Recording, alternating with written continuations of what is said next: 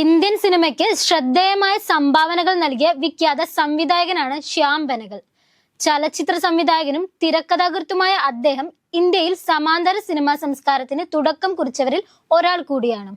റിയലിസവും മാനവികതയും ചേർന്ന കഥ പറച്ചിലിന്റെ ചുവട് പിടിച്ച് സമൂഹത്തിന്റെ, രാഷ്ട്രീയത്തിന്റെയും മാനുഷിക വികാരങ്ങളുടെയും സങ്കീർണതകളിലേക്ക് ആഴത്തിലിറങ്ങുന്ന കലാസൃഷ്ടികളായിരുന്നു അദ്ദേഹത്തിന്റെ പ്രത്യേകത. ശ്യാം ബെനഗൽ ഇന്ത്യയിൽ സിനിമ എന്ന കലാരൂപം വളർത്തിയെടുത്ത തലമുറയിലെ അവസാന കണ്ണിയും വിടവാങ്ങി. അച്ഛൻ നൽകിയ ക്യാമറ കൊണ്ട് 12-ാം വയസ്സിൽ തന്റെ ആദ്യ സിനിമ, സാമ്പത്തിക നേട്ടം മാത്രം ലക്ഷ്യം വെച്ച് ഇറങ്ങിയ ഹിന്ദി സിനിമകൾക്ക് ബദലായി സമൂഹത്തിന്റെ യഥാർത്ഥ അവസ്ഥകൾ ശ്യാം കാഴ്ചക്കാർക്ക് മുന്നിൽ വെച്ചു നീട്ടി. 1973 അങ്കുർ എന്ന ചിത്രം പുറത്തു വന്നതോടെ സംവിധായകൻ എന്ന നിലയിൽ പ്രശസ്തനായി. സമൂഹത്തിലെ അസമത്വങ്ങളും അനീതികളും വിഷയമാക്കിയവയായിരുന്നു ശ്യാം ബെനഗൽ സിനിമകൾ. 70കളിലെ മുഖ്യധാര ഹിന്ദി സിനിമകളിൽ നിന്ന് പാടെ വ്യത്യസ്തമായിരുന്നു അവ. സിനിമയെ ഗൗരവമേറിയ കലാരൂപം എന്ന നിലയിൽ കൊണ്ടുവന്ന ബദൽ ഇന്ത്യൻ സിനിമയുടെ തുടക്കക്കാരനായിരുന്ന അദ്ദേഹത്തിന്റെ ചിത്രങ്ങൾ സാമൂഹ്യ യാഥാർത്ഥ്യങ്ങൾ ആവിഷ്കരിച്ചു.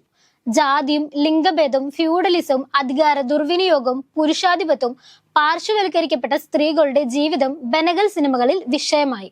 എല്ലാത്തിലും ഉപരി ഫാസിസത്തിനെതിരെ നിരന്തരം അദ്ദേഹം പോരാടി.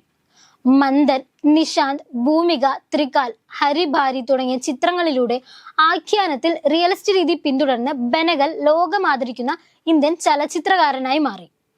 കലാകാരന് സമൂഹത്തോട് പ്രതിബദ്ധത ഉണ്ടായിരിക്കണമെന്ന ആശയത്തെ അദ്ദേഹം മുറുകെ പിടിച്ചു.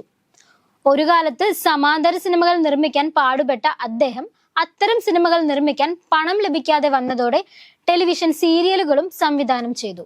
നെഹ്റുവിന്റെ ഡിസ്കവറി ഓഫ് ഇന്ത്യയെ അടിസ്ഥാനപ്പെടുത്തി ബെനഗൽ സംവിധാനം ചെയ്ത 53 എപ്പിസോഡുകളുള്ള ഭാരത് ഏക് ഗോജ് എന്ന TV സീരിയൽ ഏറെ ശ്രദ്ധ നേടി. ഇന്ത്യൻ റെയിൽവേക്ക് വേണ്ടിയെടുത്ത യാത്രയും ശ്രദ്ധിക്കപ്പെട്ടു. ഏറ്റവും കഴിവുള്ള നടീനടന്മാരെ തന്റെ സിനിമകളിൽ അദ്ദേഹം ഉൾപ്പെടുത്തി. ശ്യാം ബെനഗൽ സംവിധാനം ചെയ്ത ആദ്യത്തെ ഫീച്ചർ സിനിമയായ അങ്കുറിലൂടെ അഭിനേതാക്കളായ അനന്ത് നാഗിന്റെയും ഷബാന ആസ്മിയുടെയും അരങ്ങേറ്റവും സംഭവിച്ചു.